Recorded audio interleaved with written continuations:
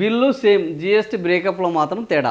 ఎట్లా కరీంనగర్లో ఒక ఆదివారం ఒక మాల్లో సోమవారం 2 రోజుల్లో ఆంధ్రజ్యోతి ప్రతినిధి ఒకే రకమైన వస్తువులను కొన్నారు. వాటి ధరలను పోల్చి చూశారు. వాటి మొత్తం ధర 2 రోజులు ఒకేలా ఉన్న జిఎస్టీ బ్రేకప్లో మాత్రం తేడాగా చూపించారు. ఆదివారం రోజు జిఎస్టీ వివరాల్లో ట్యాక్సబుల్ అమౌంట్ 303 రూపాయలు అన్నారు. సిజిఎస్టీ 24, ఎస్జిఎస్టీ 24, సెస్ 0 మొత్తం 351 రూపాయలు చేశారు. అదే వస్తువులను జిఎస్టీ బ్రేకప్ ట్యాక్సబుల్ అమౌంట్ 334 రూపాయలు, సిజిఎస్టీ 8 రూపాయలు, ఎస్జిఎస్టీ ఇది ఏంది 24 రూపాయలది 8 అయింది, 24 రూపాయలది 8 అయింది, సెస్ 0 351 పేర్కొన్నారు. వినియోగదారు నుంచి వసూలు చేసిన బిల్లు జిఎస్టీ తగ్గిన తర్వాత కూడా ఏమీ మారలేదు.